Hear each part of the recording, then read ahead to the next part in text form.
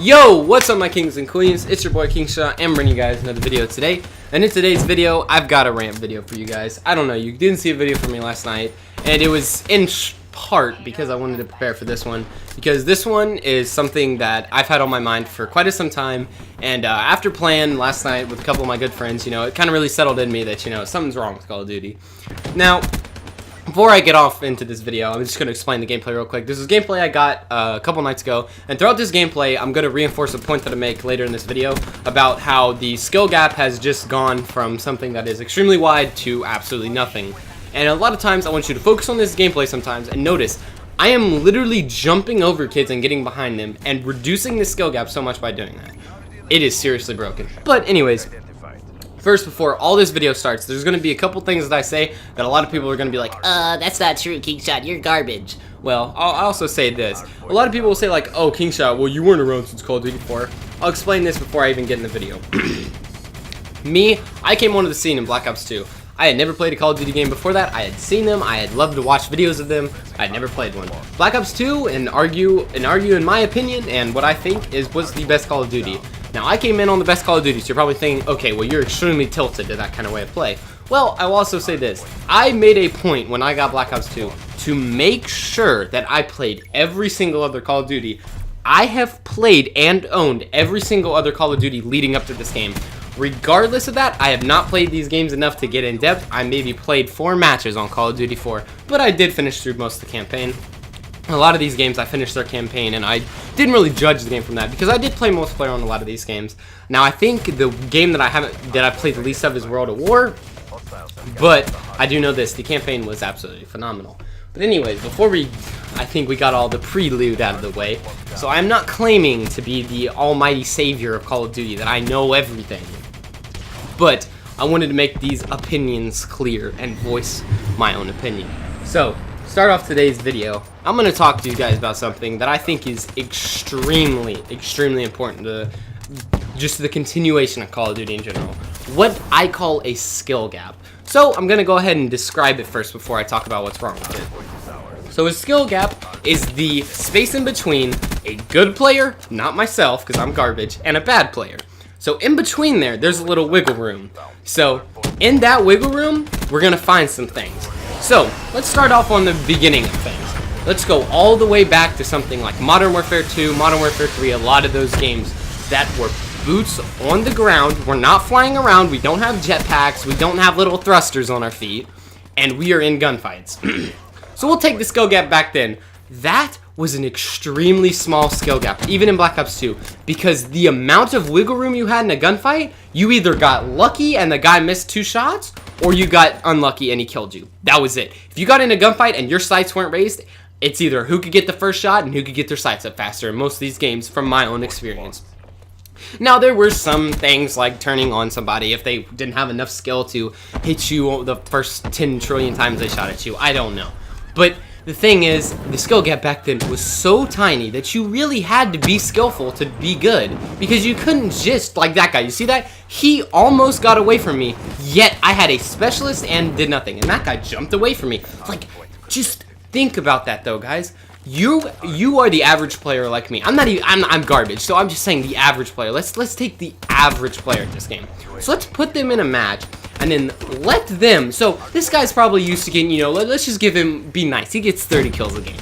So this guy goes into a game, and he sees the kids are jumping over him, they're sliding behind him now, and he just keeps getting crapped on. He can't get his 30 kills. He's not happy. He's going to go return the game. Now, I know that's not the case for most people, but that's still ridiculous. I understand to a point that there should be some sort of advanced movement system, but really? Like, in Advanced Warfare in this game, now I'm not going to bash either of these games too severely, but think about it though. I could literally go into a 1v1 on Black Ops 2, and I could have a even on even. Now in this game, I can't have an even on even, because guess what? This guy could literally jump over me, jump to the left of me, jump to the side of me, slide behind me, and bash me over the head with a rock. You never know what's going to happen in these Call of Duty games now. And I'm just saying this to close out this skill gap thing, because I'm gonna be on here for 10 hours if you let me talk about skill gap. The skill gap has gone from something where it is a traditional one-on-one gunfight where you have one chance to either get your sights up and kill him, or he kills you.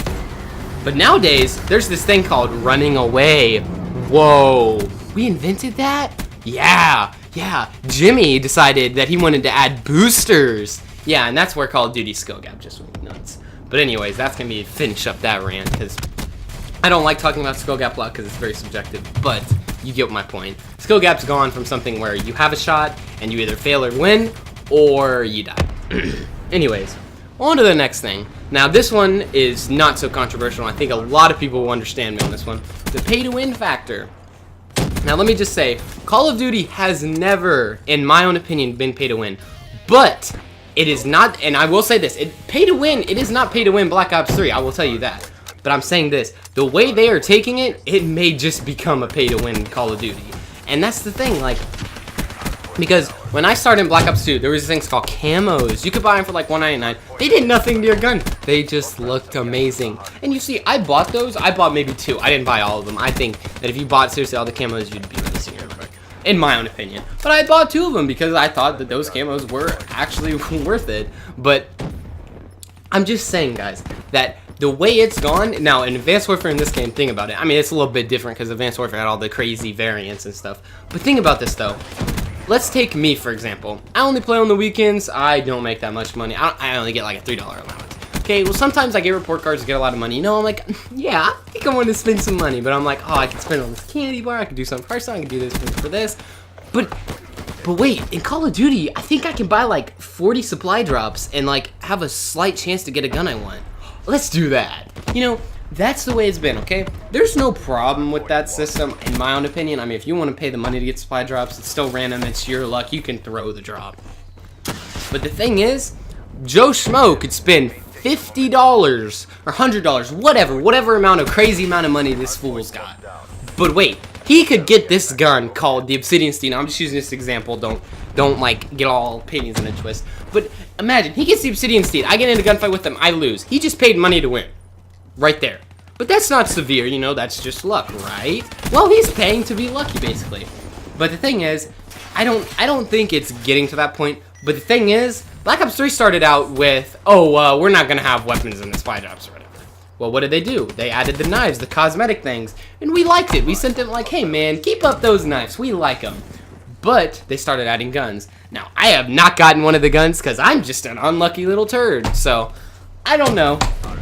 I haven't gotten any of the new guns. I picked them up, I've used them, they don't seem overpowered to me.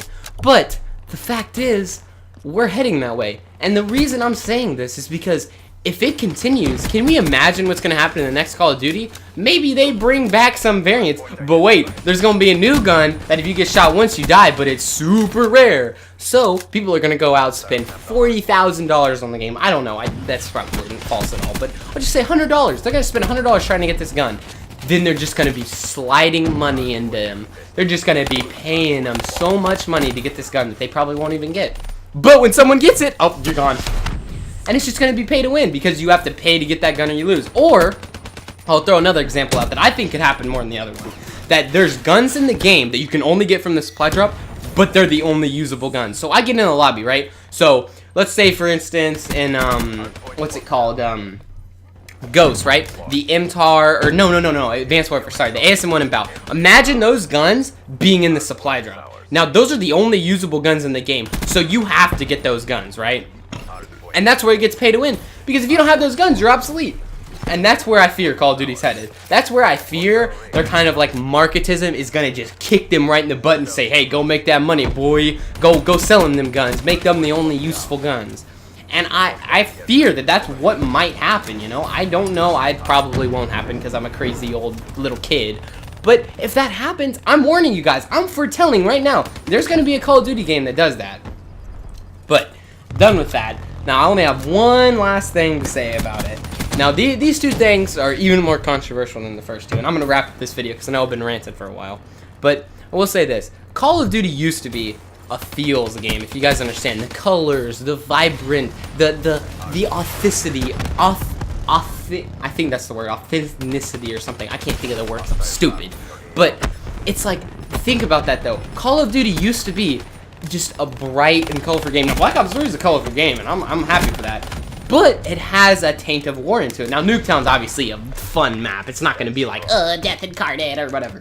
But it's gonna be, you know, there's gonna be maps in the game, and I want that to happen. I want there to be a point where the maps are, you know, more serious. But, you know, it's good to have a mixture of the two. So, I'll give you an example.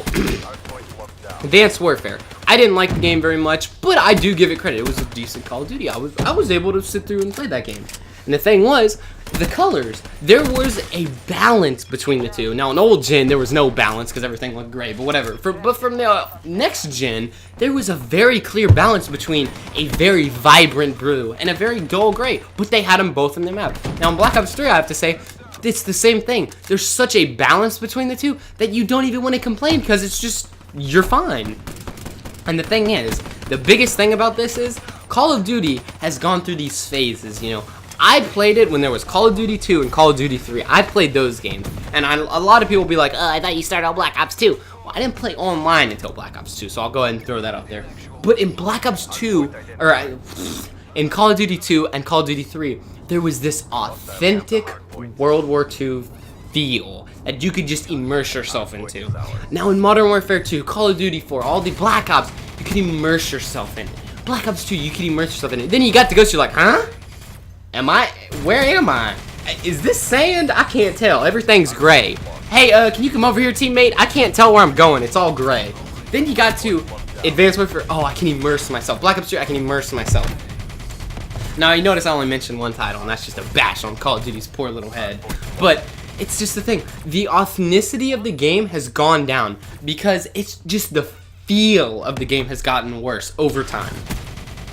Now, I just think that what Call of Duty is going to become is something that will whether keep me on this game or lead me ultimately away from it. Because honestly, I am a proud person. I will not go to school and be like, oh, I'm kind of shy. I don't want to tell them that I like Call of Duty. No, I like Call of Duty. It's a great game. But I am fearful that what it's going to become, because I've seen the foreshadowing of it. It looks awful. Because look, it's the pay to win. It's the skill gap. It's all continuously going away one by one. They're going to keep sliding out the little Jenga chips before it all crashes down and that thing actually happens.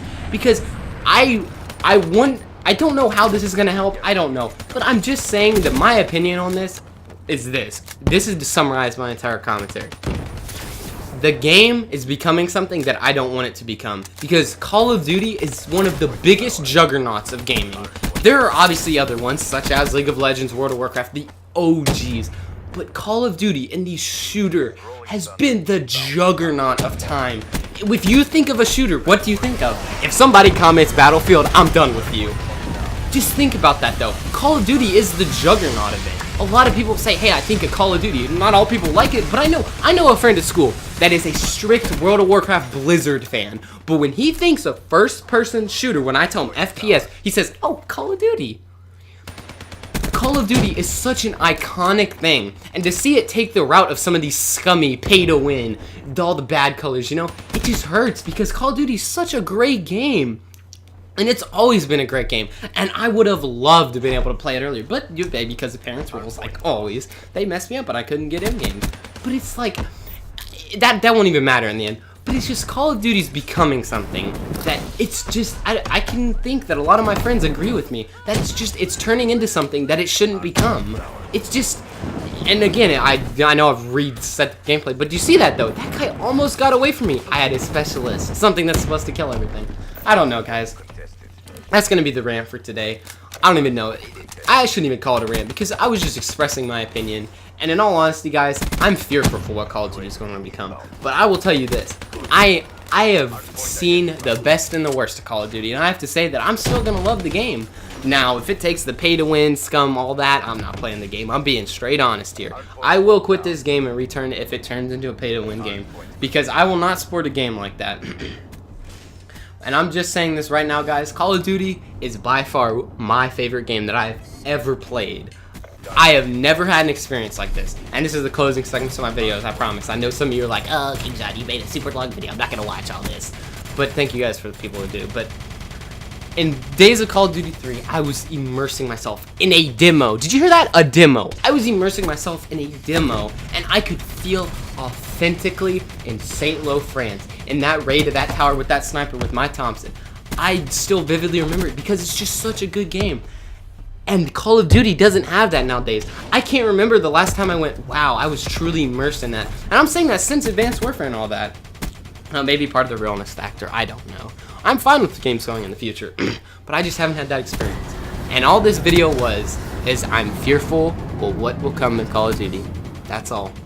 And those are my opinions, so if you guys want to spout off in the comment section about where I'm wrong, please go ahead. I would love to respond to you guys and interact with you guys. But anyways, thank you guys for your continued support on my videos, and show some support on this one by dropping a like or subscribing if you're new. But anyways, guys, that's going to be the video for today, and I'll talk to you guys in the next one.